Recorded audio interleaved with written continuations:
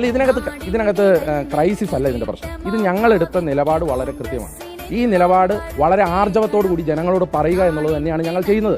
ഞങ്ങൾ CPM-ന്റെ ഇരട്ടത്താപ്പാണ് ഇവിടെ തുറന്നു കാണിക്കുന്നത്. അത് മുകേഷിൻ്റെ കാര്യത്തിലും ശശിയുടെ കാര്യത്തിലും ഗോപി കോട്ടമുറിക്കലിൻ്റെ കാര്യത്തിലും ഇവർ പരാതി വന്ന PK ശശിയുടെ കാര്യത്തിലുമൊക്കെ CPM എടുത്ത നിലപാട് പാർട്ടി കമ്മീഷനും അതുപോലെ പീഡനം അളക്കുന്ന അളവുപോലുള്ള മെഷീനുമായിട്ട് ഇവർ പോയതുപോലെ ഞങ്ങൾ ആരും പോയിട്ടില്ല.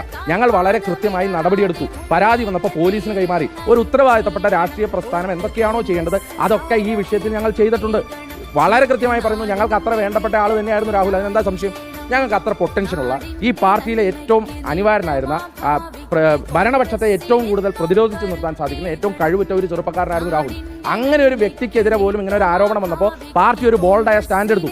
അങ്ങനെ ഒരു ബോൾഡായ സ്റ്റാൻഡിൽ നിന്ന് ഞങ്ങൾ സംസാരിക്കുമ്പോൾ CPM എടുക്കുന്ന ഇരട്ടത്താപ്പ്, അത് സ്വർണ്ണക്കൊള്ള കേസിലും. എന്തുകൊണ്ട് പത്മകുമാർ എന്ന് പറയുന്ന കാട്ടുകള്ളനെ അമ്പലം വിഴുങ്ങിയായ കാട്ടുകള്ളനെ ഇതേവരെ പാർട്ടിയിൽ നിന്ന് പുറത്താക്കിയിട്ടില്ല?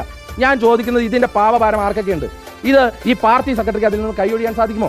N വാസുവിനെ ഇതേവരെ പുറത്താക്കിയിട്ടില്ല എന്ന് പറഞ്ഞാൽ ഈ അമ്പലക്കൊള്ളയുടെ പങ്ക് ഇവർ പറ്റിയിട്ടുണ്ടോ എന്നുള്ള സംശയമാണ് നമ്മുടെ മുമ്പിലുള്ളത്. അപ്പോൾ ഇതൊക്കെ ജനങ്ങളെ ബോധിപ്പിക്കാൻ ഉള്ള ഒരു അവസരമാണ് ഈ പഞ്ചായത്ത് തെരഞ്ഞെടുപ്പ്. അതുകൊണ്ട് ഞങ്ങൾ ഈ വിഷയങ്ങൾ വളരെ കൃത്യമായി ജനങ്ങളോട് സംവദിക്കും, പറയും, ആർജവത്തോടു കൂടി തുറന്നും കാണിക്കും. പാർട്ടി സെക്രട്ടറി പറഞ്ഞത്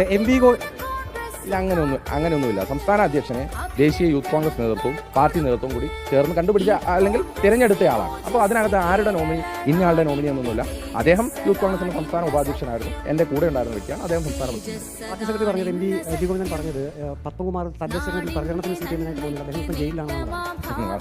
വളരെ നല്ലൊരു തീരുമാനമായി പോയത്. ഈ പത്മകുമാർ ഇപ്പോഴും ജില്ലാ കമ്മിറ്റിയിലുണ്ടോ CPM-ന്റെ?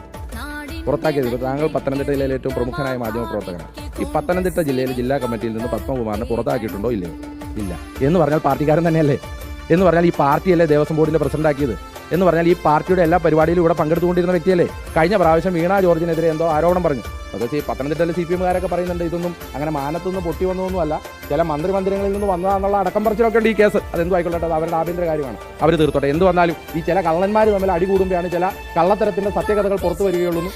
പണ്ടേ ഉള്ള കാര്യമാണ്, ചരിത്രമാണ്. കാരണം അത് ചേർന്ന് നടത്തിയ കള്ളത്തരം ഈ രണ്ട് കള്ളന്മാർ തമ്മിൽ മാറുമ്പോൾ അല്ലെങ്കിൽ അവർ വേർപിരിയുമ്പോൾ ആ ചെയ്ത കള്ളത്തരത്തിൻ്റെ ചില കാര്യങ്ങൾ പുറത്തു വരും. അങ്ങനെയാണ് ഇത് പുറത്തു വന്നതെന്നൊക്കെ പറയുന്നുണ്ട്. അതെന്തും ആയിക്കൊള്ളട്ടെ. പക്ഷേ ഞാൻ ഇപ്പോഴും പറയുന്നു, പത്മകുമാർ CPM അംഗമാണ്, ജില്ലാ കമ്മിറ്റി അംഗമാണ്. ഇന്നും പത്മകുമാറിനെ തള്ളി പറഞ്ഞിട്ട് പോലുമില്ല CPM. അവിടെയാണ് പ്രശ്നം. വാസുവിനെ തള്ളി പറഞ്ഞിട്ട് പോലുമില്ല. കാരണം എന്താണെന്നറിയോ? വാസു കൊടുത്ത കാശും കൊണ്ടാണ് പല പാർട്ടി ഓഫീസും അല്ലെങ്കിൽ യൂണിയൻ ഓഫീസും തിരുവനന്തപുരത്തൊക്കെ പൊങ്ങിയിരിക്കുന്നത്. വാസു കൊടുത്ത കാശും കൊണ്ടാണ്. അതൊക്കെ ഈ പാവപ്പെട്ട അയ്യപ്പ ഭക്തർ ശബരിമലയിലിട്ട ആ പണത്തിന്റെ പങ്ക് പറ്റിയെന്നൊക്കെ പറഞ്ഞാൽ ഈ അയ്യപ്പന്റെ സ്വർണത്തിന്റെ പങ്ക് പറ്റി ഇവരൊക്കെ ഗുണം പിടിക്കുമോ? ഒരിക്കലും ഗുണം പിടിക്കാനും പോകുന്നു.